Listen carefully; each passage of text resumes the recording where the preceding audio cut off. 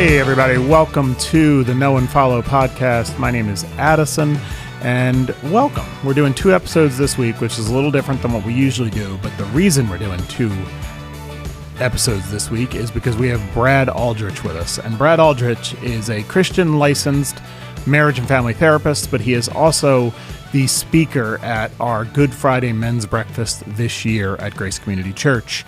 So that's on April 18th at the Fireside Tavern in Lancaster. But he is going to be joining us and sharing his story. And I wanted to have him on the podcast to just kind of talk about marriage and kind of give you guys who are going to see him at the breakfast a chance to get to know him.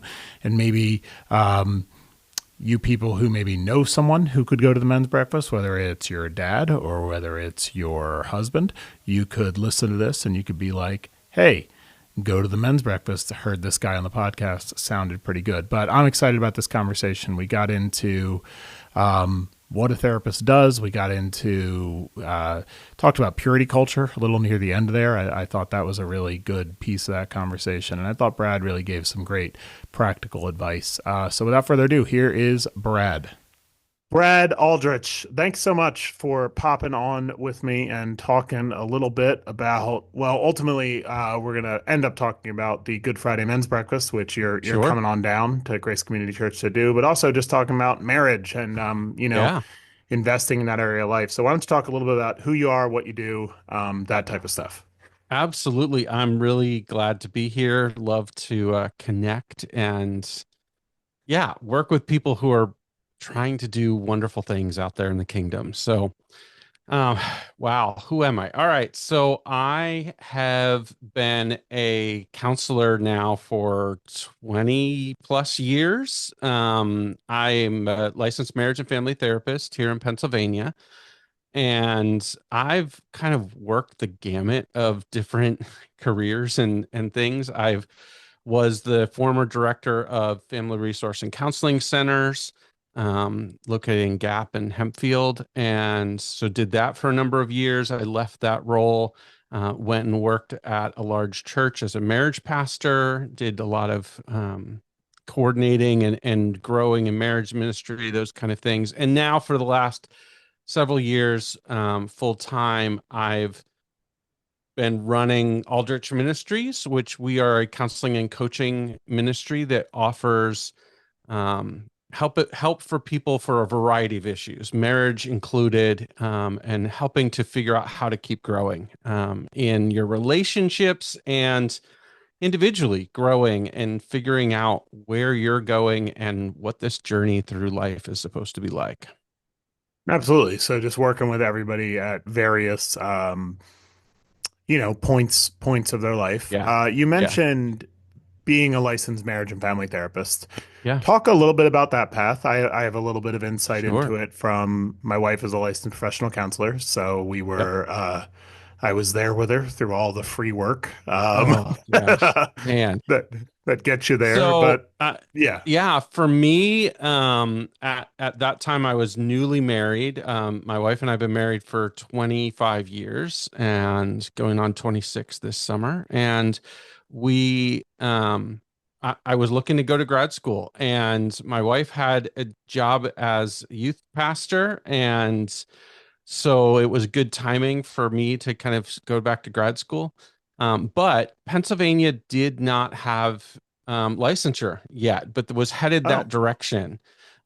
So I was looking for a program that would get there. And at that time, this was back in 2000 when I started my grad work, there were not any Christian colleges doing heading towards licensure yet. And so I ended up going to what became Drexel University's marriage and family therapy program. wow, And that was a amazing experience. I'm actually so glad God led me there. It was just so clear that that's where I was supposed to be. And it was honestly an amazing time to be kind of going through and seeing this big secular school and trying to go, okay, how do I integrate all this stuff that I'm learning into my faith and yeah, how does my faith inform what it is that I'm learning? And it was actually really welcomed at that time, even in the school of people doing that. We would have discussions in class about integrating faith and making sure that we take our clients' faith into account. So it was really a great experience. I loved it. I graduated in 2002 and then was licensed in 2005 once Pennsylvania finally figured out their licensing, and have been practicing and licensed ever since. So the requirements for LMFT is grad school, So and then grad what? school, 60, at least 60 credit hours of grad school and some specific classes and that kind of stuff, taking a big old test and 3,000 supervised hours Right. of one-on-one or on two-on-one counseling. Yeah, where Yeah. you're working with a licensed supervisor who Yep. is reviewing some of your tapes, who is going over, Yep. client stuff and giving feedback.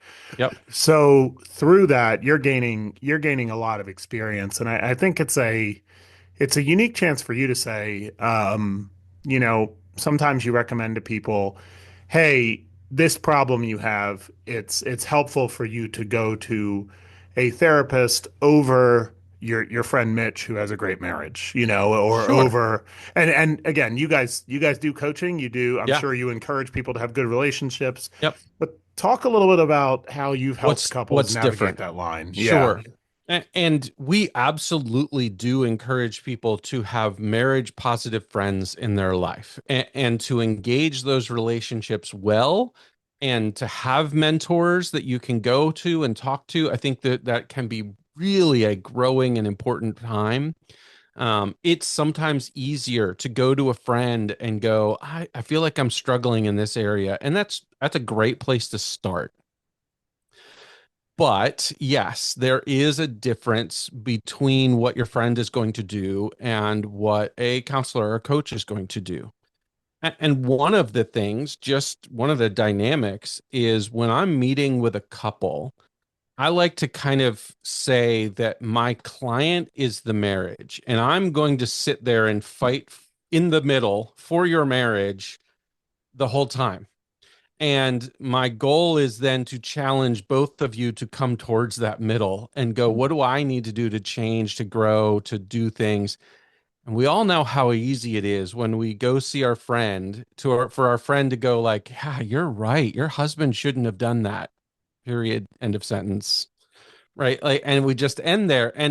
And look, there are times we need that reassurance that maybe we're not crazy, maybe that thing seemed a little bizarre. We sometimes need that, but I think sometimes we also need the counselor to come back to push us both to what do we need to do to make changes together, and how do we keep moving towards that middle. Right. So what I'm hearing you say is sometimes a therapist over a good friend is going to have some of that perspective, right? Like Absolutely. I've seen this 100, 1,000 times, as opposed Absolutely. to this is like if I was giving someone marriage advice, the only marriage I have is my marriage. Right. Right. And then you're kind of in that scope of, well, this is what worked for me. Right. And one of the challenges is we can get techniques that work for our marriage from books, from friends, from all kinds of things. And those are techniques. And I'm not going to knock them. They can be really helpful. Like learning some techniques that is is a step in the right direction. But really what we do at Aldrich Ministries is helping people to honestly go, okay, why didn't that work? Or, you know what, I've been trying to figure out the love languages. I know what my spouse's love language is, but I can't do it even if I want to. Why? Right. And help to go deeper to what's going on. Right. And what's happening? What are the sources of that? I always something I find myself quoting is I think it's Les and Leslie Parrott's Six in Yep. the Marriage Bed, of like the ways. I always say the most horrifying part of having kids is when you hear your own parents out of your own mouth, and it's just like, whoa, where did that come from? Yep. Yep. And especially when it's one of those things that you've said, I never want to say to my kids, but you find Right. yourself doing anyway, and you don't even know why. right? Right. And that stuck place is something that sometimes we need to help figure out, why is it that I'm doing this thing that I don't like? Because I didn't like it, but I feel myself doing it. Yeah, I think that's really great. So I want to cycle back to something you had said, and I didn't know about Drexel being your background. How have you found, talk about the value you found in kind of a secular counseling perspective? Because I think somebody Sure. might hear that and think, No, well, I don't want, yeah. yeah, but I don't want to hear that. Right. So here's the reality is truth, right? hmm, And what a lot of secular counseling systems or theories do is talk about relationship truth, talk about how issues happen, and really what they're doing, so many of them, what they're doing is taking biblical truths, they're just taking the scripture out of them and repackaging them. And so many times I found things like that, these big theories we're talking about, and I'm like, well, wait a minute, that's exactly what scripture says, right? yeah, Because truth is truth. It's how people interact together. So it never really was hard for me to go, oh, here's how these two things go together. It's just not, it's just not different than what God actually says who we are in relationship.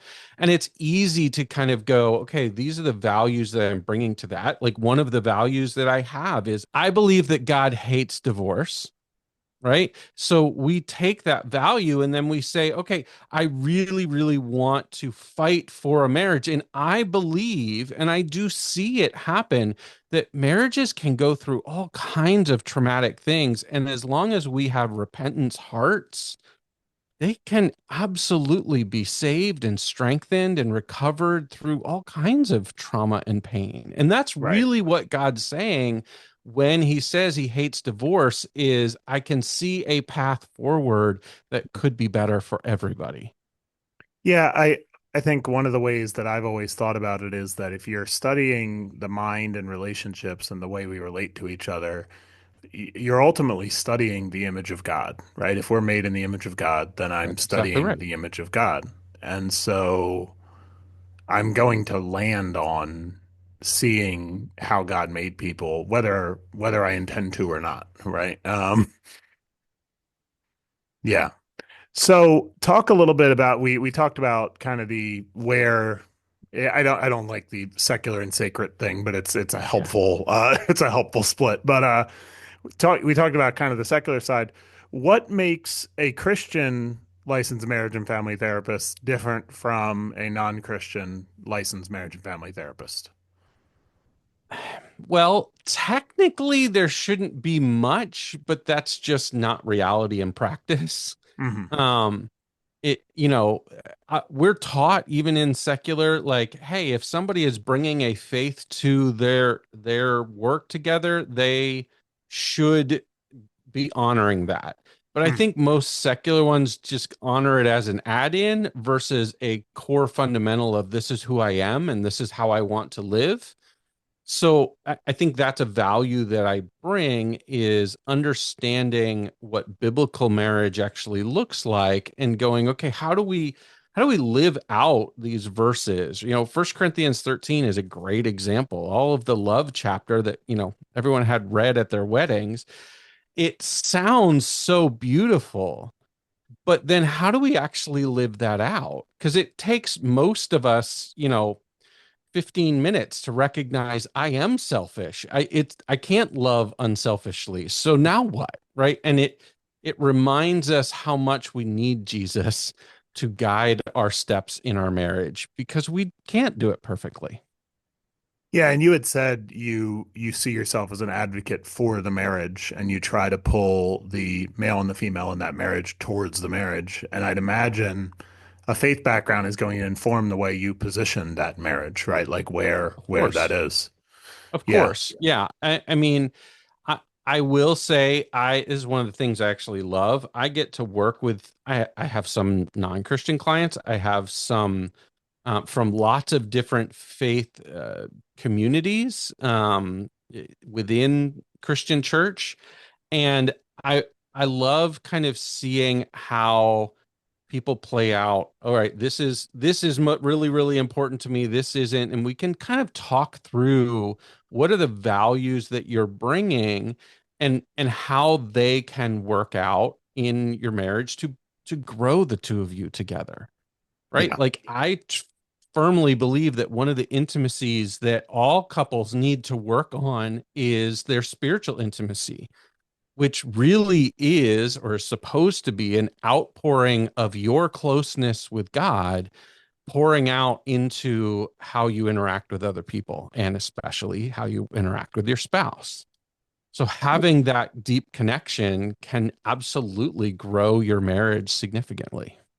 What does spiritual, I'm fascinated by that term. What does spiritual intimacy sickness look like in a marriage? And maybe, I mean, that's probably a 1 hour answer, but It could be, right. So that is one of the topics we end up talking about a lot. But I will say one of the things I see often is this dynamic, especially where men feel like their wives' intimate relationship with Jesus is so deep that they then feel like they don't have anywhere close to that. And then they get really quiet and pulled back and don't really do anything to bring faith into their family or even much in their lives. Even though they may have a deep faith themselves, they don't talk about it a whole lot because right. they view their spouse as this spiritual giant. And I think there's some reasons for that, but one of them is just I think women tend to be more emotionally in touch with their spirituality and men tend to be more intellectually in touch with it, and so we interact with it differently.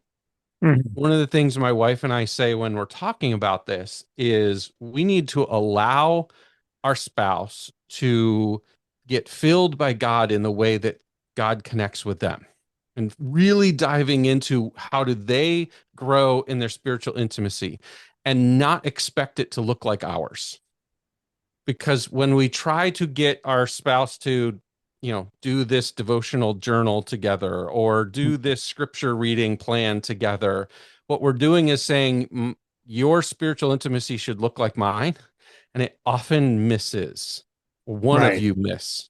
Right. And then it kind of creates conflict versus allowing God to speak to both of our hearts and then allowing the overflow to be that place of connection. Right. Right.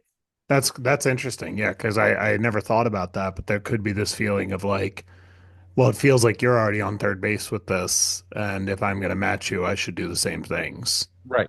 Right. But And that it might not be doesn't. true. Right. Well, God speaks to each one of us differently.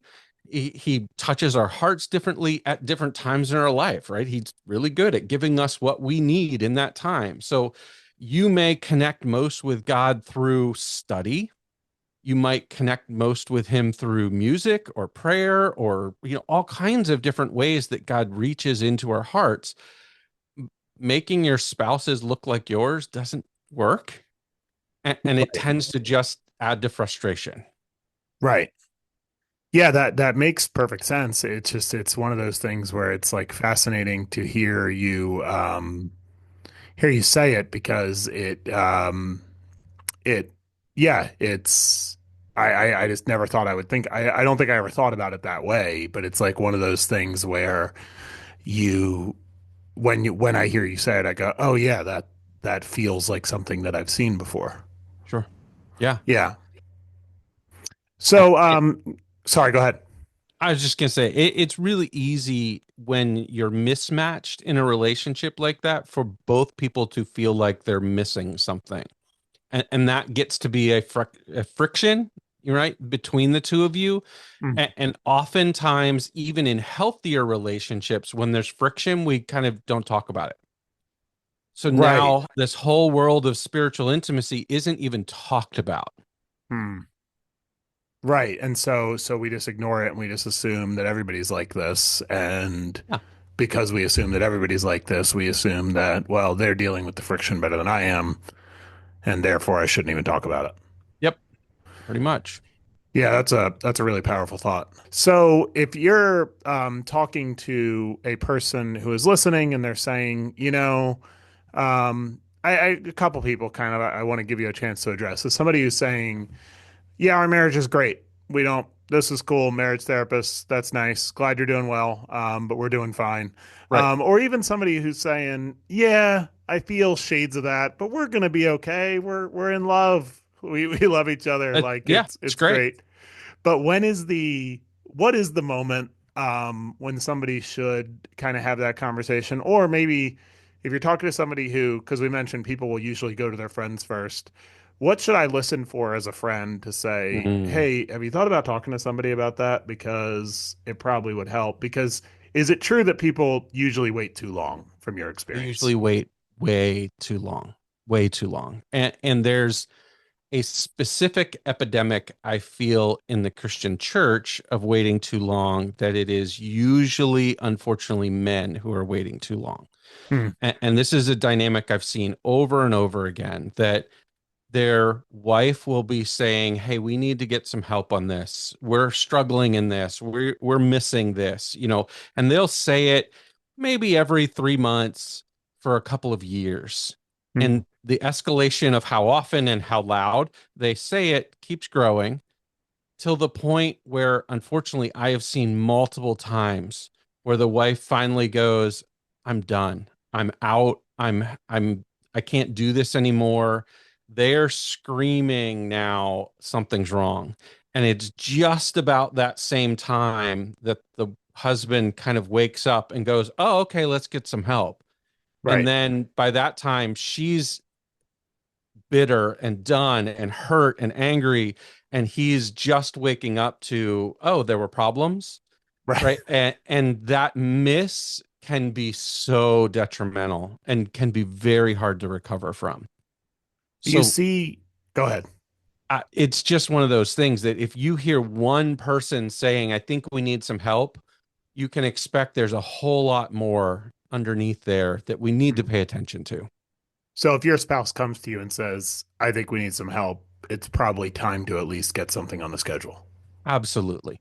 Yeah. Absolutely. Because there's no harm in saying, "Oh, we really, what we're doing is asking a third party to help us hear each other and have a conversation about how we're doing." Right. That's what it Right. is. Yeah. No, and it's worth the investment. Is there a kind of a year mark where you see it in maybe I'm looking for too many rules and regulations here, but is there a time frame that you tend to see it, or is it? I mean, there's the one that I see a lot and I try now to warn couples with is when they have their first child, Hmm. because there's a shift in the relationship. Yeah. Prior to that, it's the two of them, and Hmm. they're able to figure out time and work and intimacy and all that kind of stuff. And then when the third shows up, there's a shift in the dynamic of how this all functions. And like, if there were any issues before, now they're going to get elevated. Yeah, they're going to And get so that can be amplified. a And really, really stressful time. yeah, I always say that having our first kid was when I realized that I still had some anger stuff that I needed to work out because Yeah.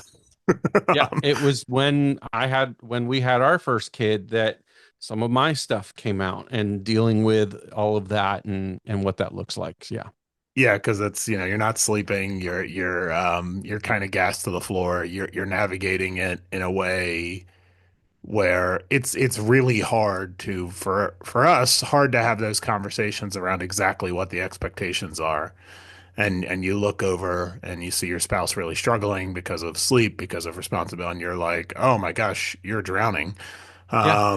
Yeah, Yeah. yeah, it's tough for That- sure. That's a time when it is difficult. I think, there are certainly other ones in our life, when we, for instance, lose a parent. That Mhm. can be a really challenging time as a couple, because again, things shift. There's all of these things. One of the things we unfortunately see, and this is what we try to avoid, is the couple who launched or is launching their last kid and they start looking at each other and going, I don't really know you anymore, because Right. their whole life turned into taking care of their kids versus, any type of work together. That's a problem, right? Yeah. We want to have that time. We joke with our kiddos now. We have four. Two of them are out of the house and two of them are still at home.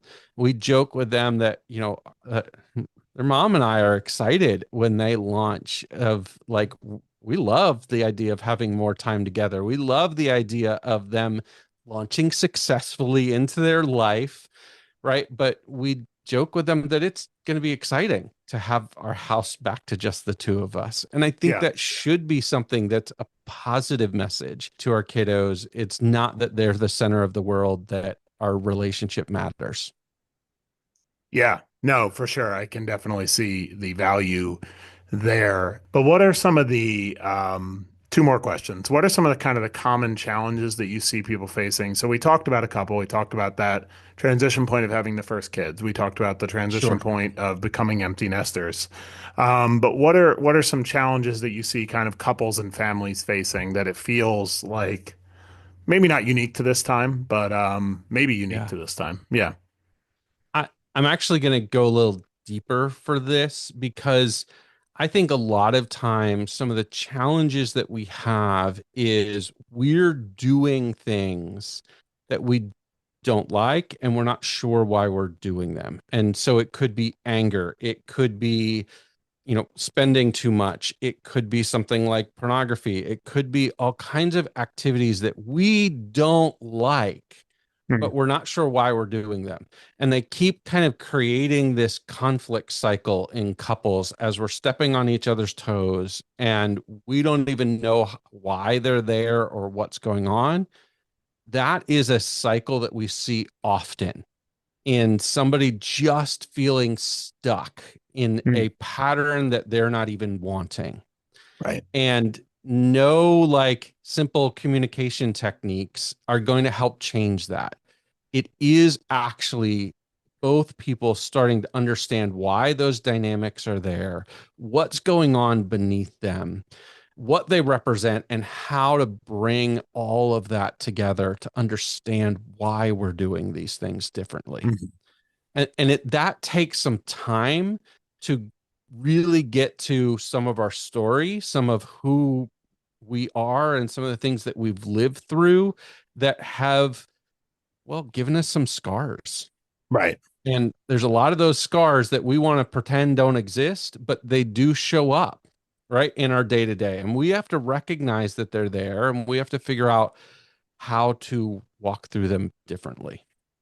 So basically, the thing you would say you see is just people that are stuck in a Yeah. cyclical rut Yeah. of Yeah. something that I they're have the not even happy same they're doing it.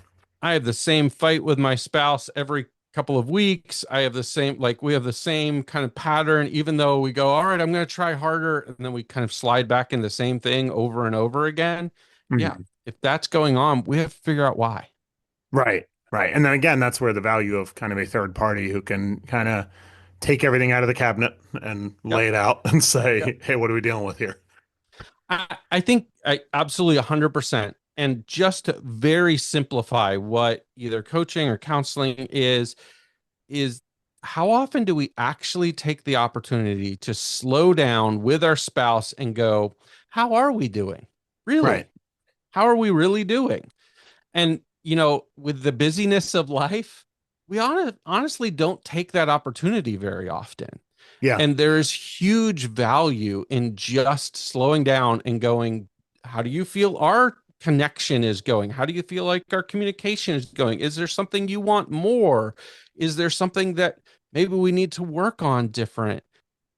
How's our intimacy going? Like all of those kind of things. We don't really stop and evaluate very often, Mhm. but doing something like this helps us to take a look at it. Yeah. I actually have, can I shoehorn in like a little bonus question? Are Absolutely. you okay on time? Yeah. Yep. Okay.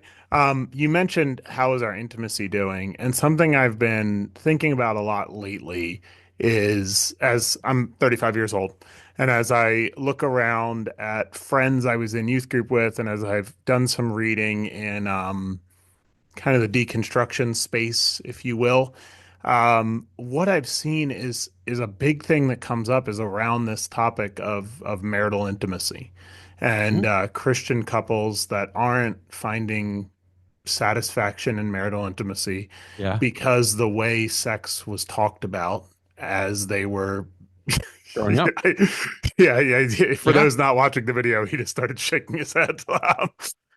I see it all the time that the messages of purity culture, which I grew up in, but my wife really didn't, That's interesting. it is like that message, it like they told us, like I remember being told about kind of like how dirty what sex was. Yeah. Right. Instead of how beautiful sex is, instead of Mm. how God created sex for us, for marriage, for pleasure, like those messages really didn't get taught. And so then we're told, like, save it for the one you love. And then we're expected just to have, flip a switch and everything be fine Mm. once we're married. And that's just not a reality. There is not a couple out there who doesn't go through some challenges in sexual intimacy. Right. And sometimes they're not huge, but it is a whole area of communication that changes as we go through our lifespan. Right. So that means we have to talk about it a lot, Yeah. right? Like Yeah. desire changes, our bodies change, all kinds of things happen over our lifespan of our marriage. And we just don't really often have a language to even talk about that stuff. Yeah, and just defining some terms here, because I find that when I talk about purity culture, people are like, "Well, wait, what do you mean?" It was, I mean, you probably could speak to it more authoritatively than I could, but basically, a set of theologies grounded in waiting until marriage being the absolute primary and essential Christian practice.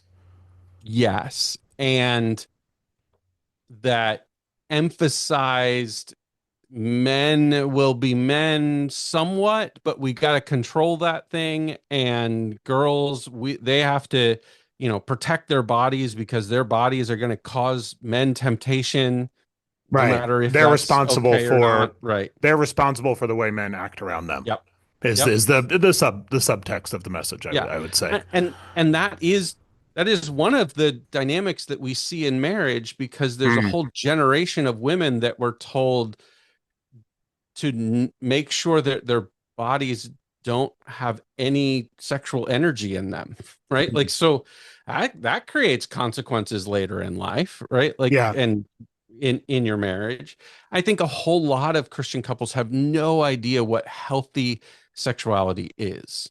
Well, and I think the way I just think this is so important. So I appreciate you being well. I know I sprung this on you, but I It's appreciate all you being good. willing to talk about it. Um, you know, the positioning of sex within marriage as the ultimate solution for like a young man's problems, which is, I Oh mean, yeah. I'm not even making up that that's how it was talked about. No, It was it's just not at like, all. Oh, yeah, Addison, I like that. And I'm going to talk about this more at an event that we're going to talk about here coming up. But I brought a pornography addiction into our marriage because of that belief. Because Mm, I was told like, oh, once you actually have sex, everything's going to be fine. right, And I convinced myself that was the truth, and it was not. It's an outright lie. And I then had to deal with all of the consequences of that. But so yes, we get told like, oh, everything will be fine once you get married. No, right? Like right. there is no magic in that. Sex is wonderful and God created it, but it takes time and learning and communication and all kinds of stuff. Well, just the idea, and C.S. Lewis has some excellent writing on this, that marital intimacy is actually designed to make you more Christ-like. And that sounds insane when you say it on face value, but it's like it's meant to draw you out of yourself. It's meant to pull you into service and communication with another person in a way that's vulnerable and honest and really powerful. And for us to it's almost like we've adopted the world's framing of sex as this purely carnal thing, Right. and that's not true. No, no. I mean, it really is a part of growing in a deeper intimacy together. It is supposed to be a beautiful part of how a marriage works together Right. across all things. But I think we then, yeah, we hold it out as this ideal, and it is often challenging, and we don't Right. have a whole lot of language to talk about it.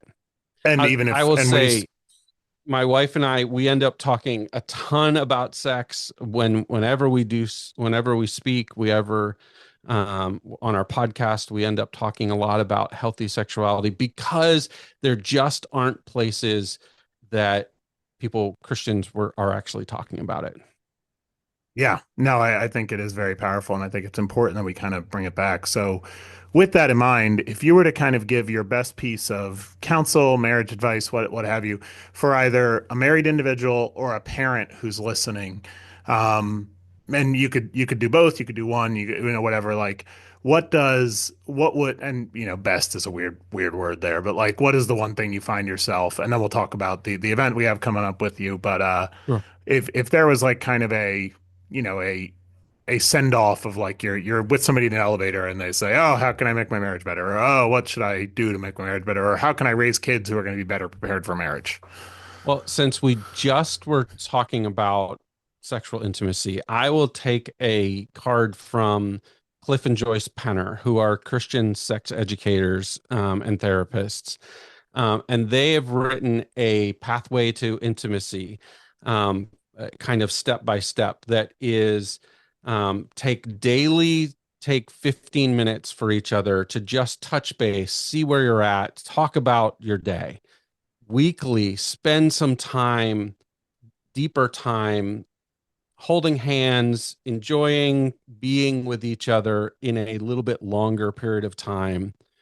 I think they say once a quarter, take a day that it's just the two of you. I think sometimes that one's a little tricky. It's hard to build that into our schedule, but my wife and I try to take at least a weekend, just the two of us, twice a year, and then once a year have a little bit longer of a getaway where you ask some questions of each other of how are we doing, what are the places that you want to go in our marriage, what are the things that you want to grow in your life, and how can I be a part of that, right? And Really good. here's the beautiful thing of like all of those steps, sex isn't listed once, but doing those things leads to deeper sexual intimacy too. Right. Right. So it's taking that time to be intentional. So take 10 minutes a day, basically sounds like an Yep. hour a week, 10 minutes a day, an a hour a day a week, quarter. a day a quarter, and a longer period of time a year that you're Right. stepping away and really devoting to each other. Yeah, it's wild the effect of just getting, I mean, we have a tough time getting childcare coordinated or whatever, but Of course. sometimes when we spend a night out, it's always like we come home like, wow, I really feel like we talked tonight. Like, you know what I mean? It's like, That's yeah, right. idiot. Right. We Like, have to create the space to do that stuff, right? right. Because and sometimes it's just putting on our calendar. We tell people when we had younger kids, we were trying to figure this stuff out too, and we learned like we would just have to put it on our calendar that this was going to be our date night, even though the kids were home, we were sending them to bed, and we were spending time as a date, just the Mhm. two of us, rather than just kind of drifting into either some activity or TV or whatever it was, Right. right? Just being intentional with that time of like, oh, okay, this is our date, so we're going to sit down on the sofa and talk, rather than some of those other things that you can get distracted with. Right, right. And then somebody starts working, somebody starts checking email, and all of a sudden you're Yep. kind of Right. off in your own thing. Yep. All right, so let's talk a little bit about what's coming up. We're Sure. gonna this episode will be released on allow me to look at a calendar. It's like the second week of April, so we're Okay. headed towards Good Friday, where you will be with our men for a men's breakfast. Yes. So, yeah, on April 18th, that morning, I will be sharing a little bit of my personal journey, my journey with pornography and figuring that out and how that impacted our marriage, and just kind of what God's been doing with that in my life. I'm going to share a little of that testimony and story, which, I have a feeling there's probably a lot of people out there can relate to. So Yeah, I'm and there's happy to another do event that. you guys have coming up in the community here too, right? Like here in Yes. Lancaster. Yeah. So, my wife Kate and I, we run Aldrich Ministries together, and we are going to be doing a marriage conference called Still Becoming One, a journey of growing in intimacy. That's also the name of our podcast, Still Becoming One. And we're going to be doing that at Reality Church in Lancaster on May 31st. It's 8 to 2, kind of a morning, early afternoon thing. We're going to be talking about what does it look like to grow in intimacy in your marriage. And we hit kind of four core areas of cultivating emotional intimacy, spiritual intimacy, sexual intimacy, and then this one that we call story intimacy, really uncovering our stories and how they impact our behavior. And this is, I'm sorry, 1 day or 2 day event. It's a 1 day event. It's 8 to 2 on a Yeah, you said that. Saturday, I'm sorry. May 31st. I was So, trying to pull up the registration link to like yep. talk about it. And how do people register for it? Is it through So you the guys or? easiest way is if you go to aldrichministries.com/events, you'll see all of these events and you get links to register for them too. Yeah, and you talked about the podcast. Where can people Yeah. find that? It's Still Becoming Same One. same place. You can find it on all of your podcast apps if you just look at Still Becoming One, or if you come to our website, we have some links there too. Yeah. All right. Well, so we got coming up with us at the Good Friday Men's Breakfast, which will be held at the Fireside Tavern in Strasbourg. Register at gccws.net/events. Reality Church, register at Aldrich Ministries. And then check out the podcast at also Aldrich Absolutely. Ministries. We'll put all those links in the show notes. Anything else you want to get out there or talk about or wish you would have said differently or? Yeah, I would just tell couples who are listening to this, don't be afraid to sit down and have a marriage checkup with Hmm, somebody. yeah, Just because you go to a counselor, just because you go to somebody, doesn't mean things are bad. It hmm, actually just means you're looking to make adjustments. And that's one of the things I've said. I have worked with couples who've been married only a year or two and come in and go, we keep running into this issue. And because they've done it early, making those adjustments can be really easy because they sit and they listen and they hear each other and they can shift what they're doing because they love each other, and that's the core. And I've seen some of those same couples who waited 20, 30 years, and now there's hurt and resentment and bitterness and pain that gets on top of those same issues. right, Don't wait. Don't right. wait.